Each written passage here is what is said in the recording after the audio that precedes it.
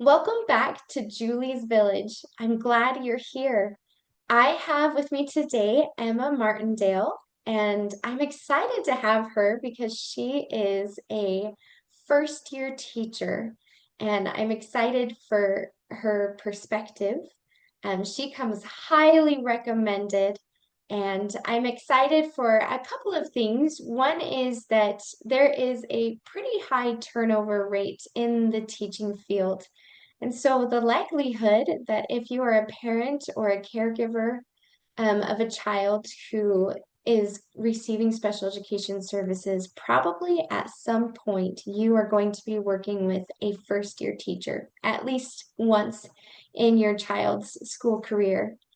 I am also excited because if you are somebody who is in a similar situation to Emma, either you are a first year teacher or you are considering becoming a teacher, she has just thoughts and ideas to share that can either help you think through that or help you to see that you're not alone in the experiences you're having. Other people are having similar experiences, and we can all learn from each other. So, with that, I'm going to turn it over to Emma. And Emma, I would love for you to just introduce yourself to us and tell us a little bit about you.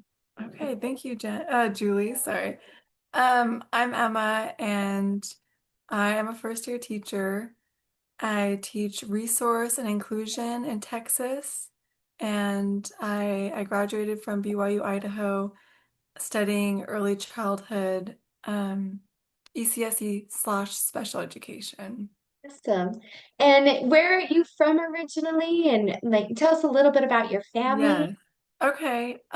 It is a little bit confusing sometimes, but I was born in Beijing in China, and my dad had a few different jobs, but all for the government. And so we moved around different parts of Asia. And my mom's from Taiwan, so she kept encouraging him, you really try to get assignments in Taiwan, or not in Taiwan, but in Asia, close to Taiwan. And so um yeah, I was born in Beijing and we lived there for a long time. And then I moved to Japan and Korea. And um, eventually we made it to the US. And that's when I went to BYU, Idaho. And yeah, and then we moved to Colorado for a little bit. And now I'm in Texas. So I guess I considered for a long time Colorado. I loved it there. And so I consider that my home in the US. But it's definitely been a journey, and so I've lived quite a few different places. Yeah, sounds like what an adventure. Mm-hmm. Well, I'm glad that you made it to where you made it and that the people get to benefit from your experience and your Yeah. knowledge. Yeah, it was, I will say it was a cool experience in that, as a teacher, when I see students from different places or they feel like they're struggling with fitting in, like I have my experiences too as a kid that I can relate to that and I understand, I think, a little bit more about different cultures and being in a family like growing up speaking different languages at home and um yeah, so it has been useful as a teacher to understand that side of it from my experiences. Yeah, I bet that is invaluable, I think. And especially like you said, to know where those students are coming from and to be able to extend that empathy, but also knowledgeable support too, that Hmm. firsthand experience, you know things that are helpful. Yes. What a neat thing. Thank you for sharing. Hmm. So, like I said, you are a first year teacher, and I'm curious, every school district kind of divides things differently. They'll do different divisions of how support is given. Will you explain a little bit about your school district structure and which program you are teaching? Yes, so our district has quite a few different programs. I am not familiar with all of them, but there's, for example, our school, there's an SBS program, which just focuses on students with challenges with emotional regulation. That's a big focus of it, self-regulation. And then there's like a program called SAIL, I don't know if it's the same in Utah. I don't think so. Or Idaho. But they have, yeah, SAIL is a lot focused on like life skills. And then they have like an SLC, FA program, functional academics. So there's quite a few. And then I'm teaching resource and inclusion. So I go into the classroom and work with students and collaborate with general ed teachers. And then I also pull students out into my resource room and work with them. And that's my main experience I've had. But not all campuses have a SBS class, but our campus does. So those are the kind of the two is like resource and SBS I've had more experience with. I Sure, don't know if okay. that terminology is confusing. There's just a lot of different names for it depending where you are. So Yeah, and the acronyms change yes, wherever you yes. go. And yes, but I think that Mhm. is pretty common to have divisions similar to that of like one that focuses, like you said, primarily on that emotional regulation piece, a program that emphasizes helping students that have more significant disabilities that impact their life skills, Mhm. like you shared, and then students that need more of that academic support, and that's their primary need. So thank you for explaining that and sharing it, and great great to know that you've landed in more of that academic support, it sounds Yeah. like, both in and out of the classroom. It sounds like you do some where you're pushing in and helping students there and some pulling Mhm. out of students. And with that, do you have any assistants or para educators that you oversee and supervise? Yes, thank goodness I do because I I could not survive without them. We have several paras at our school that are just amazing and um yeah, I'm lucky enough this year to actually share a room with one. And so we work, as partners and um yeah, she helps me out a lot. And I think that really helps with inclusion time. I didn't realize this before I got this position was just how many minutes on their IEP that you have to cover. And so it really helps. And like paras can't do that pull-out time, but they can help with the inclusion minutes. And so they help a lot with that and going in and getting the data and supporting in classrooms. So it's a huge help. Yeah. Yeah, thank you for sharing that. I think we can't give our para educators enough credit. They Yes. just they do They need important to be work. paid more. Yeah. Agreed. Thank you. I'm curious, what got you interested in teaching special education in the first place? It's interesting because I really wasn't focused on it. Like I remember when I first started with ECSE, um, I was just thinking, I want to be a preschool or I want to be a first grade teacher. And like I don't even know about the sped part. That's just on there as like an extra thing. Like that was I remember thinking that in my head. And then I guess as I got further along in the classes and I started having more classes about special education, I was kind of interested in learning more. Um, but I think it's really when we had our practicum experiences and I got to go into, have a mentor teacher and go into a school. I just had a really amazing experience. Both semesters I did this for 4 months each time with a resource teacher. And I just got to see how they set up their classroom and how they interacted with students, and that was kind of my first hands-on, I guess you could say, experience with students with autism or ADHD. And I don't know, I guess it's just kind of that feeling like I felt pulled in by that. Maybe it was a spiritual thing, I don't know. But it really felt like I needed to work with them. And even though it did seem more challenging in some ways, I mean, there's pros and cons to everything, but it just felt like something that was really rewarding. And I loved just even when I was in my gen ed placement, I loved working with a student, with autism that would walk around the back of the room or he wouldn't be as engaged. And I just like would think of something like, oh, let me grab this activity that's kind of related to what the teacher is sharing right now and work with him on that. It felt like those things just like came to my mind. Not that I was particularly good at it, but um, I think that working one-on-one or working with a small group was really attractive to me and it felt more meaningful to me. And that's where I kind of got like creativity and more ideas on things. So yeah, all of that came together. And after I had an experience, I felt like, wow, I really want to do this. I want to be in special ed instead of gen ed, which I never would have thought at the beginning. So it was very interesting. I definitely talked with Jen, with my professor about it a lot, and she gave me some good advice and just helped me follow my feelings because it wasn't what I had initially planned. And um, I think when you change, like when you make a decision like that in education, like, sure, everyone's a teacher, gen ed sped, but I guess I felt a sense of if I start off one way, that'll be my first experience and it'll impact the rest of my teaching. And I just really wanted to make a good decision.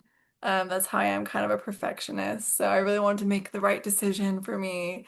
And I feel like I did, and it's been amazing. So that's how I That's kind of got into it, and I love it. what a cool like twist that happened there. Yes. Yes. I'm I'm curious, so you started out thinking for sure you were thinking like, oh, preschool or first grade, this would be Yes. great. Yeah. What drew you to the field of education in general? I've always just kind of been interested in education. I guess I started taking a lot of psychology classes. I started off as a psych major, and that just got me interested in human behavior and why people do what they do and what helps support. I was doing IO psychology, so it was a lot about how to support in the workplace and motivation and things like that, and that was interesting to me. Honestly, the classes were really challenging, and I loved so much interacting with people face to face, and the idea of like maybe being a counselor or doing this like with someone, that personal aspect of it. And it was just hard having to write a bunch of papers and do research. That's not really my thing. And so I thought about like what other skills I have or what other interests I have. And I saw all of that in teaching and how I would enjoy it and I would be able to use things that I can do or I feel like I'm developing and can use those skills, but also like making presentations or working with families. I felt like that was enjoyable to me. So in my mind, I just thought, changing to this major in education, like that would really um, fulfill those things that I wanted, and it'd be more hands-on, I guess, more quickly.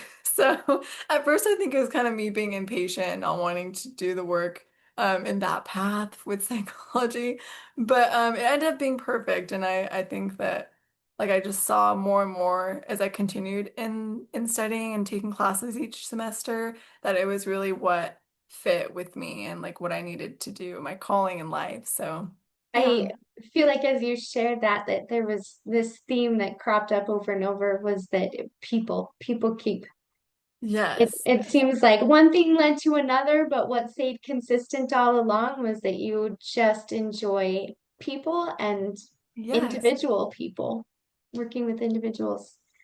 Well, I Hmm. appreciate you sharing that path that brought you to where you are today. As you think about this, like your start of teaching and you finished Hmm. school, you started your first year of teaching. Um, Yes. were there any things that you feel you were especially excited about? I was just really excited to get to know my students and have my own classroom. And you spend so long learning about things to do and strategies and working in different programs, and helping other teachers. So I just really wanted to know what it felt like to have my own students and be in my own space and make my own lesson plans and do things that felt like genuinely in reality, even though that was what we were doing. So to just do it on my own, it was scary, the idea of like, oh, I won't have this mentor to back me up, even though we do have mentors at school, but not the same way as in student teaching. It was also exciting. So that's something I was really looking forward to. Um, but it was also scary for me.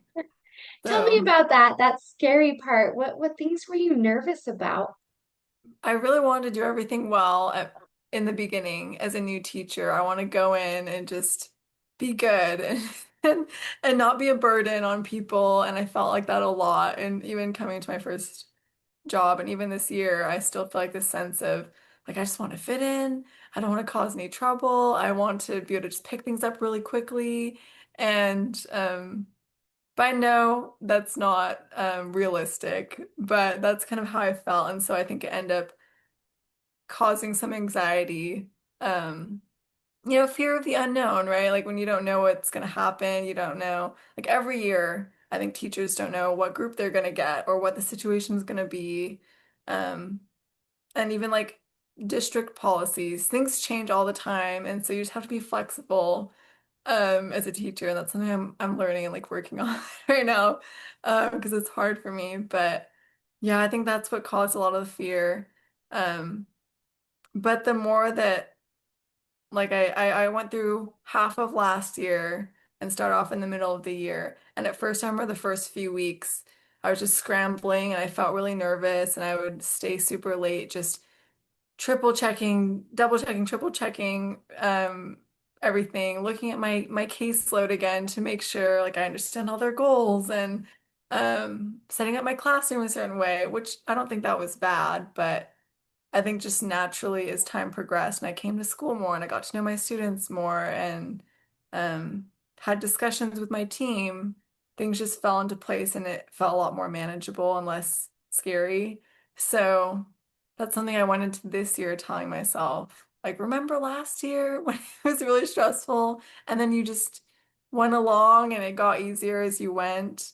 Like keep that in mind, Emma. So I try to do that, but.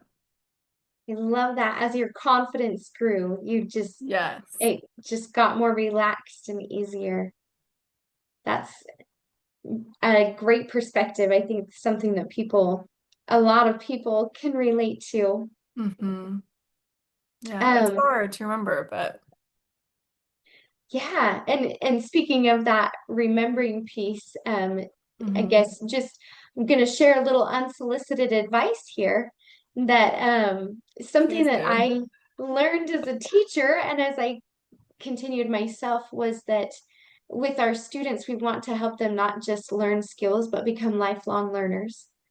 And Hmm. so much of that is that when you start a new skill, we call it the learning pit. You start at the bottom of the pit. And as you practice and gain experience, you climb out of that pit. And then you're standing at the top again, you're at the summit, but then a new skill is introduced and you go right back to the bottom of the pit. And I Yes, think yes. that is just a pattern of life. But I think it's so important for us to model to our students what it looks like to be comfortable at the bottom of the pit. And Hmm. so and like just with throughout our lives are okay with the fact that like I am at the bottom of the pit right now. I have never been a teacher before.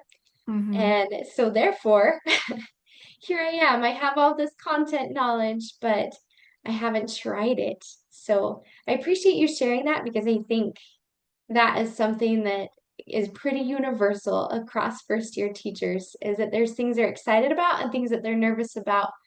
But if you start from the get-go with just that intentional, I'm going to be comfortable here in this pit.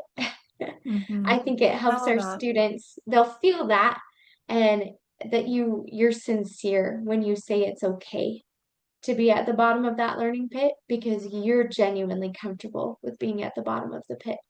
Emma, you referred a couple of times to your first job and then this year. Will you explain what you mean by that a little bit? Yeah, so I graduated from BYUI in December. And so it was kind of middle of the year.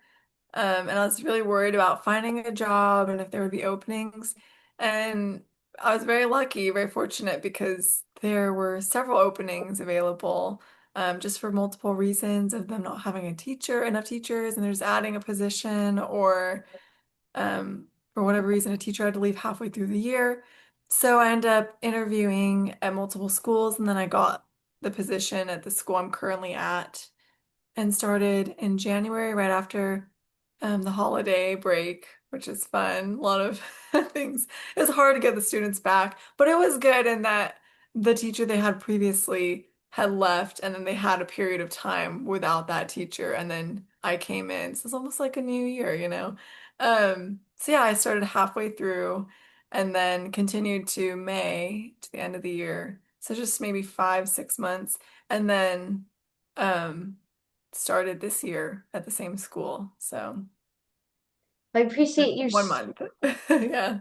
Yeah, I appreciate you sharing that. I think that happens with quite a few teachers. And visiting with you before this recording, we were talking about the fact that, like, you really have to do a full year before you've really Mhm. done a first year. So it's not like you did that first few months and then you are now an experienced teacher. Like this first, the entire, there's such unique things about each part of the year that you are still truly within your first year of teaching.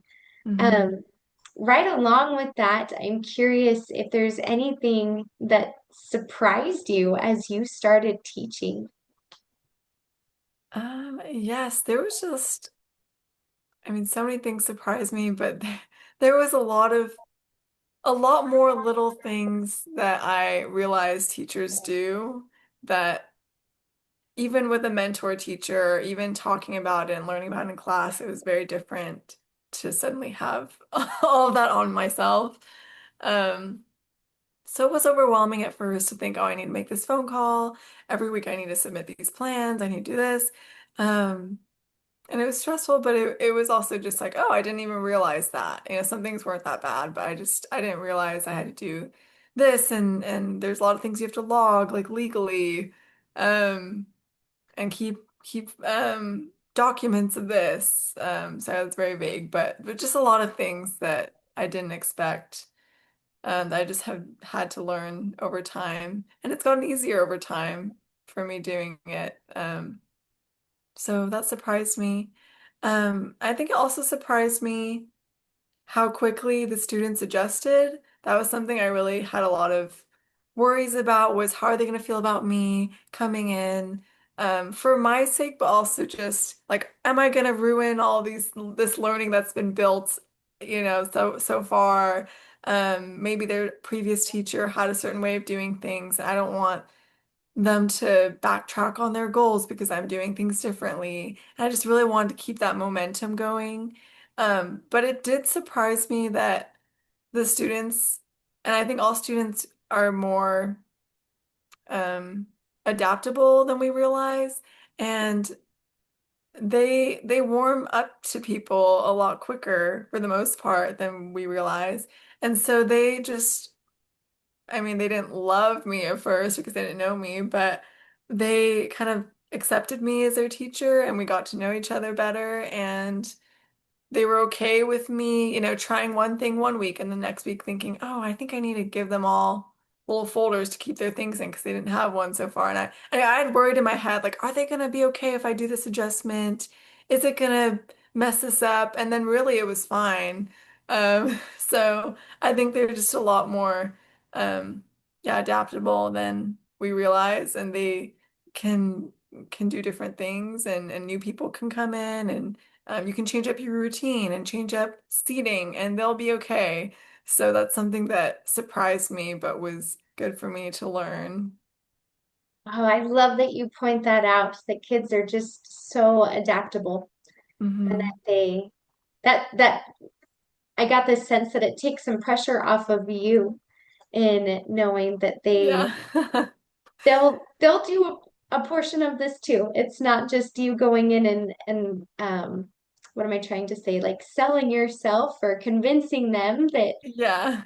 like they have reason to listen to you, that they again they can adapt and they can adjust, and that just your title as a teacher carries some weight with them to Hmm. in the way that they'll interact with you and treat with you.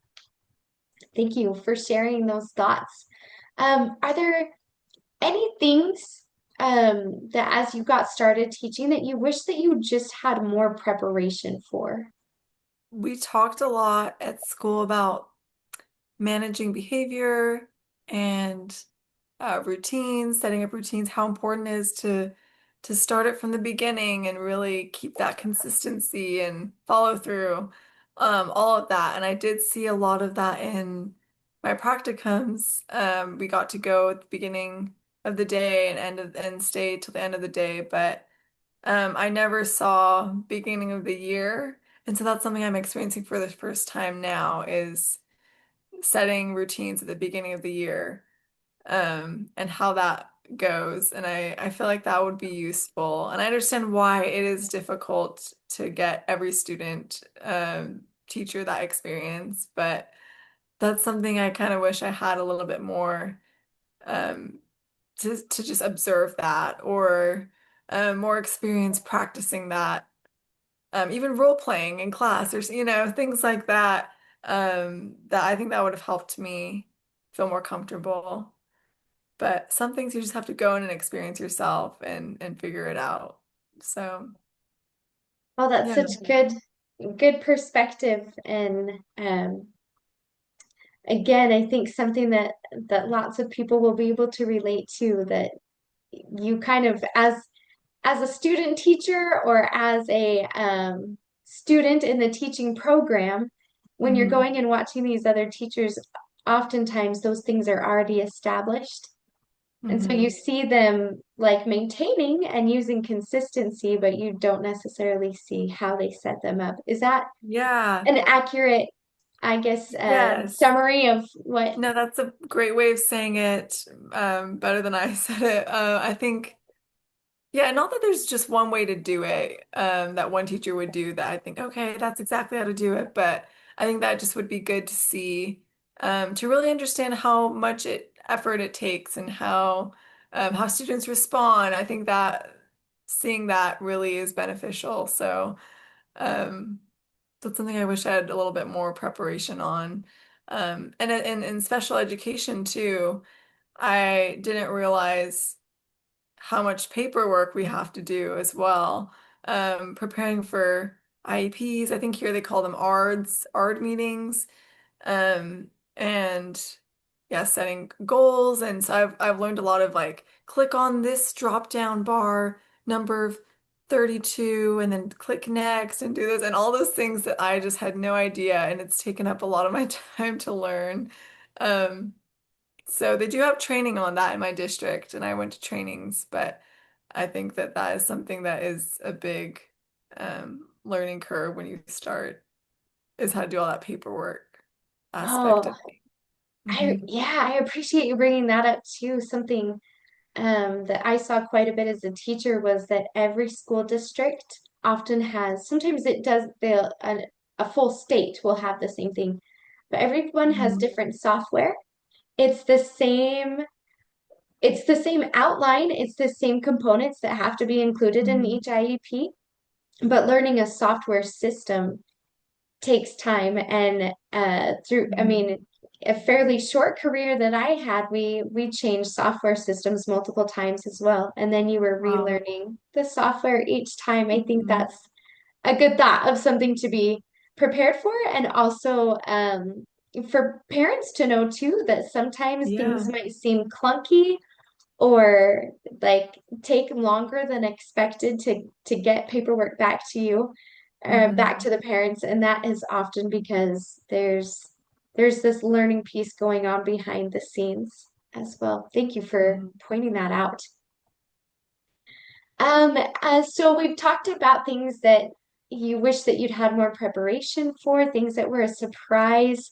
Were there, right along with that, in that same, I guess, mindset, were there things that you found to be especially difficult? Maybe you had anticipated the difficulty, but then once it happened, like, oh, wow, it's even more difficult than I had planned, or maybe things that just kind of, again, were just in the realm of surprise that you hadn't expected to be Hmm. difficult. In resource, I'd seen, like a resource teacher in Idaho had done a great job with like her whole system was based on a lot of games, and she had so many math bingos or card word phonics card games and things like that. And that's really what I was like, wow, this is so fun. They come in here and they don't even feel like it's working, but she's getting all this data and they're learning things, and I really like that.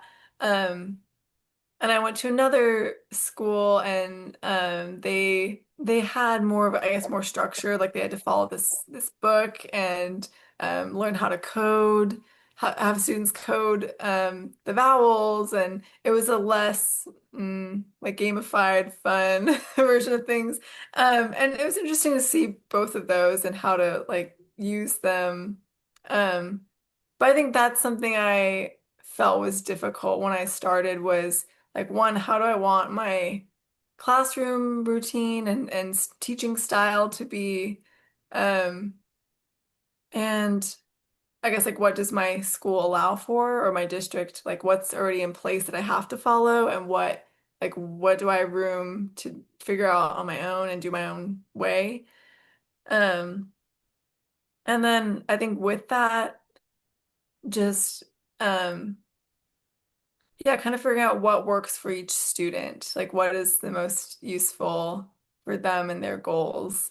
And like my last year, this year is a little different with my caseload, but last year a lot of students in my caseload, um, just because of scheduling, like I could only pull them at certain times together, and that's how it worked out. And maybe there would be five students, and two would have kind of similar goals, and one would have like two would be working on, let's say it was math. I taught math, mostly math last year, so two would have goals of addition up to 10, like 5 plus 2, or and one would be working on division, and then another one would be working on multiplication, and that was their goal. But then I saw them all at once and only for a short period of time, so that was kind of stressful and challenging for me to figure out how to meet their goals and get data but also help them and teach them lessons when a para was only sometimes available, sometimes not, and it just feels like there's only so much time.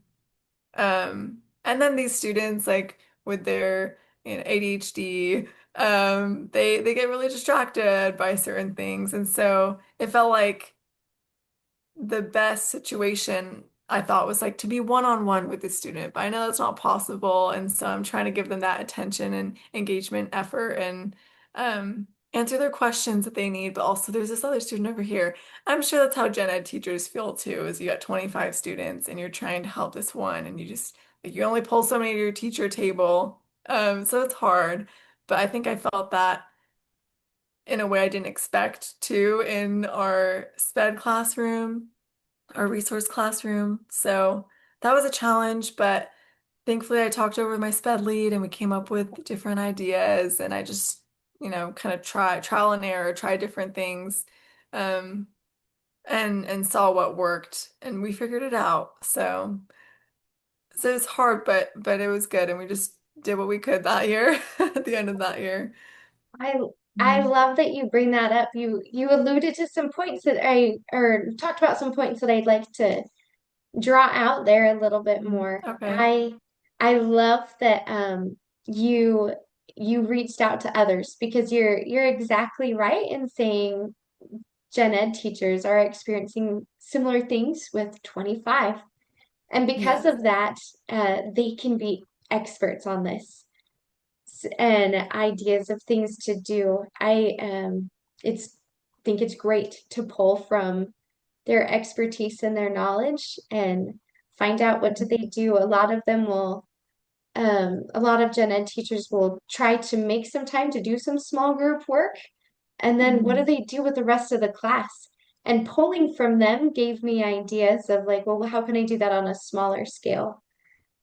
Because Mhm. it's pretty universal for special ed teachers and Yeah. gen ed teachers to have this very same thing happening that we're teaching to individuals, but we've got to teach a full room or a Yes. full group as we're teaching to individuals. And I think it's kind of an artwork to make that happen, but yeah, other special ed teachers like your team lead, and then picking the brains of Hmm. other gen ed teachers can be really helpful. So again, some advice maybe Hmm. for all brand new teachers of something to consider that you've got quite a resource to draw from in the teachers around you. So hats off to you for recognizing that and reaching out.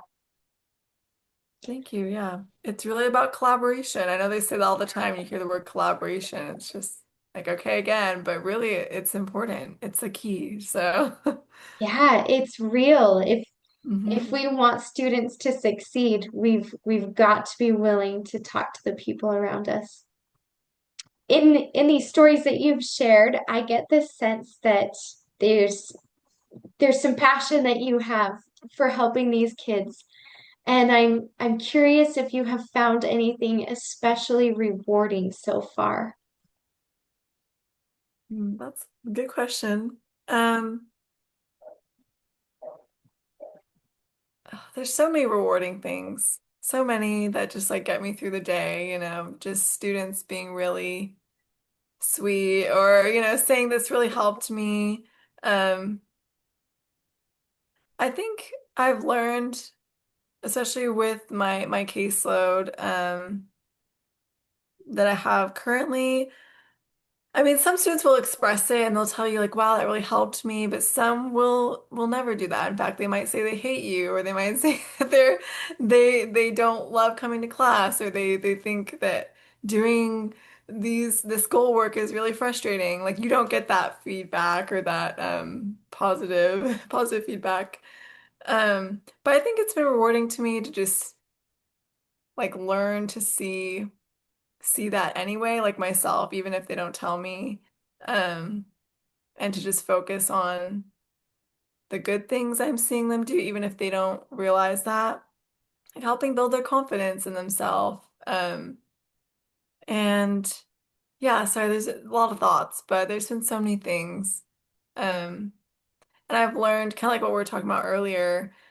Um, I don't remember if it's recorded or not, but just looking back, like stepping back and seeing the bigger picture, I've had to remind myself that a lot to think about how, especially with early elementary, that, I'm working with this second grader, this first grader, and maybe to me, it feels a little frustrating sometimes that they're, from this week to this week, they're not making progress, it feels like. But then I step back and I think about how are they going to be as an adult and how do I want them to, what should they be able to do and what do I want to see, that they can get a job and they can talk to people or they can dress themselves, like just a lot of things, just stepping back and looking at the bigger picture of their life and helping them be successful and be happy in life.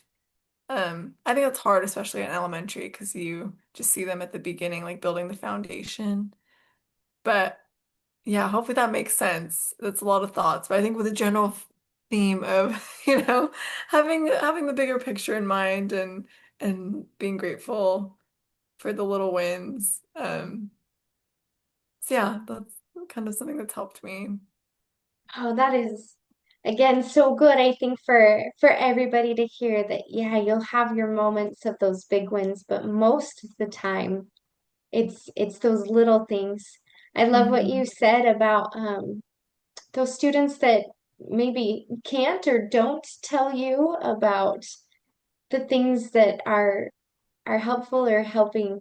But I love that you Hmm. are already picking up on the fact that there's other little clues that help you know that either in their scores, or I think sometimes it starts to Hmm. come across too in the way that they interact with you, that you'll over time start to see a shift. Have you already seen that with some students that at Yes, yes, at first definitely. maybe there was a wall, but then you saw it start to come down?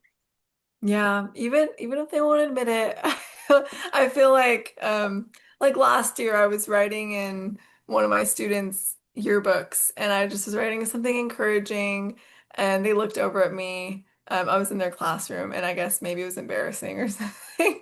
So I was writing this long message trying to be really thoughtful and they just look over at me and they're talking to their friend and they're like, "Ah, what's she doing writing so long in my yearbook, or I should make comments like that. They make comments like that a lot. Where I guess I could have taken it, if I didn't spend more time around them, I could have taken it as like, wow, they really are annoyed by me, or they, um, I don't know, they think it's embarrassing, but it very much felt like, and I don't have kids, but it felt like me dropping my kids off for school or something like that, where like, Mom, like, just go. Like, I don't want them to see us. But I know that like they still love me as their mom. I know that sounds maybe that's not a good analogy, but but that's kind of what I think of is like I just know them and I know that they appreciate it, but they won't say it. And that's cool to me because I don't have kids, and so that's been my cool experience with my students is seeing, okay, this is how it feels. To like a little sliver of how it feels. Obviously, I don't know, but it's nice to know their personalities and um, the undertone of things, and just know that they do appreciate me, or we have a good relationship, even if they don't say it. So, Yeah, so mhm. true. And going back to that idea of the big picture, that who knows what that comment in their yearbook will mean to them when they're Yeah, 15 or hopefully. 16 or an adult. So Uh, I love that you are already starting to keep that in mind, to be thinking about those end results as you're in the trenches here at the beginning, getting them going. So yes, yes. Emma, thank you for sharing those difficult things, those rewarding things. I'm curious as you think through all of this, if there are thoughts that you have about things that you wish that parents or your colleagues knew. Things maybe there's times where you feel like, oh, I wish I could just tell them. As Mhm. you're here in your first year, and maybe things that maybe things you've seen, assumptions that have been made, or things like that that you wish people just had a little bit more accurate picture about where you're at and what you're experiencing. That is such a good question. Maybe this is just me and my like victim woe is me complex or something. But sometimes I catch myself feeling like maybe people are underestimating me because I'm new, or they have this view of me as a teacher that I don't know, like our generation, that we're always on our phone, or we're distracted, or we're not um we can't commit to things. I don't know if I've done anything to like show that, but it has felt a little bit, I've gotten some comments from different like coworkers and honestly parents, but just people around just like, oh, you'll learn when you've been teaching for this long, and sometimes that's in a genuine, sincere way, and sometimes I've gotten that in almost like a condescending way where it's like, well, I disagree with you, but you'll figure out you're wrong when you've gone this much experience like me, or when you're older. And that has been like really hurtful to hear, if I'm being honest. It's like just that thought, and maybe that's true, but I think one, it like doesn't have to be said that way. And two, that's like discounting that like I have and we have gotten the education and put in all this work and done a lot of things. um, so I think comments like that, or maybe subconsciously people might think that and treat me a certain way. I've seen that. And I don't think it's wrong necessarily. I can see where they're coming from. Like maybe later on I'll feel the same way with the someone that's younger than me. But yeah, that's been a challenge. And I think it's one of the more meaningful experiences I've had was actually last year when I first joined on, and I felt like some people were acting this way or treating me this way, saying things. My sped lead last year, she was actually really, really sweet, and she took time. She's such a good leader because she took time to listen, and anytime anyone had a question, she would just really like sit with you and work through it. And um, if I don't know if I needed something, like I didn't even have to say, but she was like, I did all this research and I thought you might need this, so I printed it off, or I got this at the store. She just really was like, your problem is my problem. Like I'm taking it all in. Anyway, so something she said to me when I kind of expressed these feelings of like not say frustration that way, but kind of insecurity in that I'm new, I'm younger, like there's people that have way more experience teaching or just having a family, and life in general. I just feel like, what am I gonna contribute to the team? And I kind of expressed this to her. And she like shut that down immediately and she told me, no, like you have your own experiences and strengths, and there's a reason you're on this team too, and that you're here. And she was like, often we need that new perspective from someone that's coming in, like fresh eyes to see things. And a lot of the time, people will just keep doing what they've been doing. But that's why we need new teachers, and that's why we need people coming from different walks of life, so you can learn from each other, and we can work together. And we don't want everyone on the team to be the same. And maybe that's just common sense, but I really need to hear that in the moment. And she just really validated me as a person and things that she saw that I did. And like I still remember that, and that was really meaningful. So I think that's something that was hard, but I also have had a lot of really good supporters too, and people that I don't know why, but they like put all the trust in me, and they ask me questions, and I always get that. I'm like, oh, you're asking me a question? Like I don't know what I'm doing, but I appreciate that they're willing to, consider that I have something to offer and that I know some things. So yeah, that was something. And I kind of have some other thoughts, but I don't know if that was too much. Well, I want to come back to your other thoughts. I just want to Okay. say that I just love your lead already. I think she's done a great job of highlighting the importance of collaboration and Yeah. such a good reminder for everybody, no longer, or no matter how long you've been in the field, that it is so good when we can bring the excitement and the new knowledge of new teachers and combine that with experience of teachers who have been there for a while. But I Yeah. think it's so important, like such a good reminder that you have already demonstrated a certain level of professionalism and that you have completed your schooling. And Hmm. that requires, again, that certain level of professionalism. So you've done it, you've presented it, you've shown that, and so important for I think people to remember that that piece is there and to honor that and respect that in the way that um, just in general we treat each other and the way we present ourselves too. That in as people approach you and that to remember for yourself that yes, I have earned my place here. I don't Yes. have to earn it. I already have.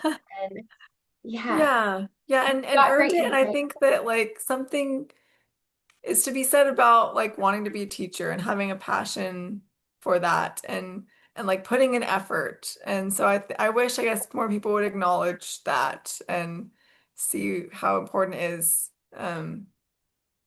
to acknowledge that in your new coworker. So Yeah, yeah. yeah. Thank you for sharing that perspective and insight. So Emma, earlier you mentioned that you had some other thoughts, and I'd love to hear those as well. Like, did anything else come to mind of things that you wish that you could say, or that or that colleagues and parents just would recognize about where you're at? Yeah, well, I don't know if it's necessarily about where I'm at, but I guess I've had parents express to me, especially, with their student being in special education, and having worked more with students that have a lot of behavioral challenges, a lot of, um, maybe every day they're struggling with the same thing. And so some parents have told me that they just feel really like hopeless or really defeated, just like they've given up. And that's hard because you want to keep them updated, and that's part of what we do is we send home a newsletter, or call home, email home and let them know how things are. And of course, if something serious happens, you want to let them know. But then part of me feels like, oh, this is just another thing in their pile of just like feeling like I don't know what to do. Um, Anyway, so as I've had parents express that to me, I felt, I don't know, just this feeling of like I wish that they knew that I don't know how to say it, but and this is something I think I've had to learn a lot recently is that I always feel like I'm afraid, like I'm just gonna fail and everything's gonna go badly, and um I keep trying and it's not working out, so it's all just a failure. I guess it's this like feeling of failure. And um I was reminded recently that like as long as we're trying, we're never gonna fail.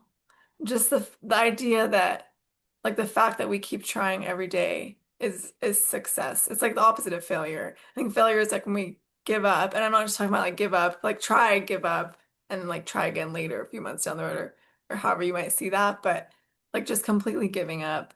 So I don't know if that makes sense, but I just think that's something I wish parents could be reminded of or hopefully feel good about themselves and that they keep trying and showing up for their child even though it's challenging and like give themselves credit for that they just stick with it and not everyone does and not everyone keeps trying different things and like sure you can get discouraged but I just think that that was so hard for me to hear just how they're feeling. And I'm like, me too.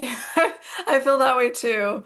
But yeah, so I think that's a big thing. Sorry, I have so many thoughts. I'm trying to like think about how to say it. Yeah, I think that I'll just leave it at that. I think that's something that I wish parents would know is just like give yourself more credit. You're trying. I think that is so important for parents to hear. I think sometimes we do this on both ends. That sometimes our minds create an idea of what we think the other person is thinking. And Hmm. sometimes it's accurate and sometimes it's not. And I think one way that happens is sometimes when we as teachers are communicating what happened in the day, parents are feeling this expectation of we're telling you this so you can fix it.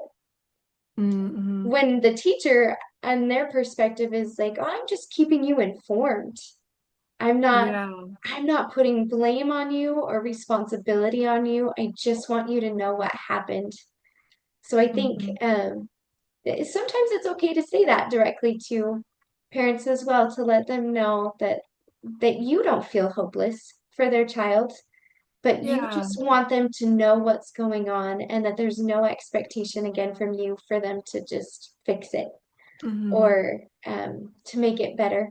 That you are a team, and that because you are working together as a team, it's important for both parts of the team to know what's happening during the day, and Yeah. that's Yeah. what you want to communicate. Yes, and I will say too, I feel like it's easy for teachers to sometimes get like fed up with a student or just get really frustrated and make assumptions. Sometimes I see what you're saying, but sometimes there are teachers and like maybe sometimes I feel this way myself, just that you see the same things over and over and teachers might assume that parents aren't doing anything or that they need to tell them so that they can talk about responsibility more at home or talk about doing this, having a schedule or um and then they kind of go into things with that and kind of like ready to say something or and to the parent or send an email home that's kind of like, well, really, it would be very helpful to us in like a nice way. But I think that sometimes teachers do go in with that perspective and that they should realize like parents, you don't know a lot of what's going on at home and maybe they're doing their very best and they're having all the discussions with them or they're trying the behavior chart or they're doing this already and we just don't think that they are. So sorry, that's like a separate thought, but I just think that's important too as teachers not to assume Yeah, and just be negative um think that, oh, this parent must not be putting in effort, or they need it to be fixed. Like they need to do these things to fix it. Because it might just be that they're doing everything they can, and the student, sometimes it's just how they're gonna be for Yeah. their lives or for a while, for a time. And yeah, so I think that comes back to the team perspective there as well, that on both sides of whether yeah. it's at home or it's at school, that just this idea of it takes time for, Mhm. especially if it's a significant behavior, it takes time for things to work. And we've got to give that space and time. And again, the more we're talking to each other, what's working at home, what's working at school, and bringing those together can help in both settings. But I think both to that, speaking to that frustration and then also that hopelessness that we sometimes have, again, that timepiece that, like, yes, you might see for 2 weeks in a row I'm sharing the same behavior, but Mhm. that doesn't mean that there isn't still growth happening, Yeah. and that we won't see, like, this is still, even though it's 2 weeks, this is still just a moment of time for this child. Yeah. And this might be where they're at for 2 weeks. And these next 2 weeks we might see pretty minimal growth, but it's still growth. I think from what you've shared, one thing that can help with that perspective for both parents and teachers is to step back again, like we talked about that big picture. But sometimes it's helpful to step back and to look at the minute detail too, to see where did growth happen today. Yes, maybe we're still struggling to get homework in on time, but I noticed that the paper made it to the basket today without me having to say it. And like Yeah. that's a victory and that's growth. And sometimes Mhm. taking the time to see that, to think about it and see it and then share it can Mhm. help everybody to not just be, I guess, marinating in those feelings of hopelessness or Yeah. frustration. So thank you for pointing out all of that, all of those thoughts. I think they're very real thoughts that are had by teachers everywhere and parents everywhere, and helpful to know that there is hope and Mhm. Yeah. there are things that we can do to help those moments as well. Well, Emma, I have loved our conversation together today. I can see why you came so highly recommended. And I feel like you've had great insights to share. And right along with that, I would love for you to share any advice that you have for either other first year teachers or teacher candidates that are maybe going through the schooling process, or maybe people considering going to school to become a teacher or specifically a special education teacher. A few different thoughts come to mind. Looking back on my whole journey to choosing this path, I just remind myself, because I had so many doubts along the way of like my own abilities and how things are going to be. And I just had to remind myself a lot. I even wrote myself a letter when I was feeling really good about things, and when I felt like, oh yeah, this is for these reasons, this is what I need to do, and this is why I need to do it. And I wrote it out, and then I kind of look back on that when I'm feeling discouraged and just remind myself, like, that's still true. All these things that you thought.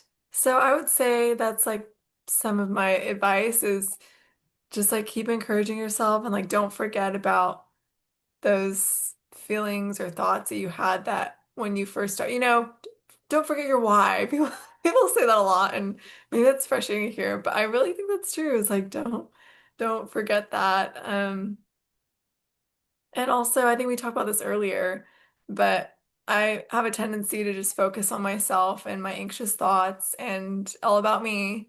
But really helps me to kind of move past that, work through it is thinking about my students and just how much I care about them and how much I want them to succeed and what they're going through and how they're feeling. And it feels like everything just kind of falls away or melts away because I and focused on them, and that helps ease a lot of anxiety for me. So it can be hard to do because you want to do your best as a teacher, and there's a lot of personal things going on in everyone's life. That's hard to come in and show up and kind of flip a switch and be like, I'm going to be on today. I'm going to perform. I'm going to do my, be excited, engaged about this lesson. But I think that it's hard, but it's important, and it's easier to do that when we think about the students, instead of just going over and over in our head about our own challenges and worries and doubts and all the things. So that would be the main pieces of advice that just come to mind right now. That's such great advice. I love that thought of like, for so many teachers, the reason they got into teaching, and special education teachers included, is because they've got a heart for children and for learning. And those are their whys that got them in the first place. And then all of these things come at us that distract us from that why. And then you can, like you said, so easily, I think you're not alone here. I think there are many people who find themselves wrapped up in the what am I doing? How am I feeling? How is it going for me? What did I miss? What did I do well? And while that reflection is important, if the focus goes back to the child, like you said, it just things fall into place. And that why, keeping that why at the forefront helps everything else to just stay in its proper place, I guess. Yeah. Thank you for those thoughts and that advice. I think it's so helpful for all of us to remember that. And going back to your thought of remembering your why, maybe people getting tired of hearing that. I do think that there are some pretty simple things out there in life, basic things that maybe we hear a lot, but they do have a powerful impact. And Mhm. that was a good reminder of the fact that remembering our why can have a pretty big impact on people. So thank you for sharing. I've got one final question for you today, and Okay. that is with this idea of it takes a village. If somebody wanted to know how they could help, what advice would you give them? I think that just I feel like we talked about this a lot, but every little contribution or effort, like big or small, is important. And that, like, the village, they'll come together and everyone has a part in it. Yeah, I think that's something to remember, is that like every little thing is building up to something bigger.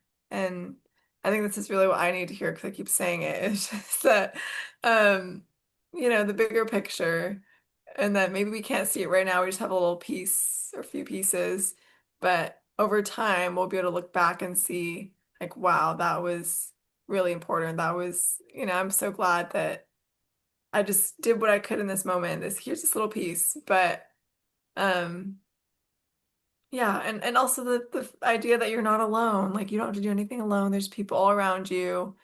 I think it's so easy for us now, especially um there's sounding like someone that just always talks about this, but social media, everyone's on their phone now, and it can feel isolating sometimes, like connecting sometimes, but also sometimes isolating. Um, and we get wrapped up in our opinions and seeing people and you scroll on your For You page, it's just reflecting that back to you. I think part of that all is just feeling alone, or feel like no one's experiencing what you're experiencing, or maybe I'm too shy or too embarrassed to ask this question to someone else, or they're gonna judge me. I don't know. Well, if they did judge me, that's on them, and you should still ask. But yeah, I think that it's just important to remember there's so many people around us that are willing to help if we just ask. Um, and we can lean on them, and it's okay to lean on people when you can't do it.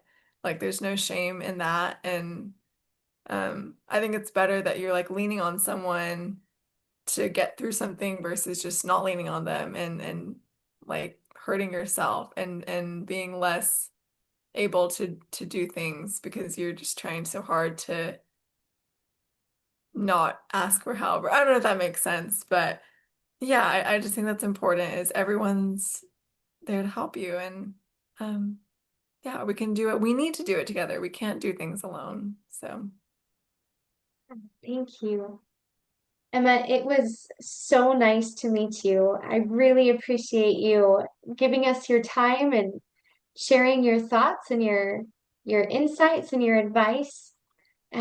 For those of you who have joined us today, I hope that you could just feel that goodness that Emma brings. And I think she represents so many teachers out there. And again, those first year teachers that come to the table with their excitement and their enthusiasm for learning and the things that they've just learned and their desire to really help people and to help children. If anything in this episode was helpful to you or you feel like it would be helpful to others, I invite you to like, subscribe, share this channel with others. And if you have any suggestions of topics or people that you would like to see in future episodes, I invite you to leave that in comments. And today I also wanted to extend an invitation if you are a teacher to share any stories that you have from your first year of teaching or any advice that you would like to share with new teachers. I think it would be great for that again, as Emma just talked about, sharing that with others and collaborating with others. Thank you for being here today, and we will see you next time. thank you.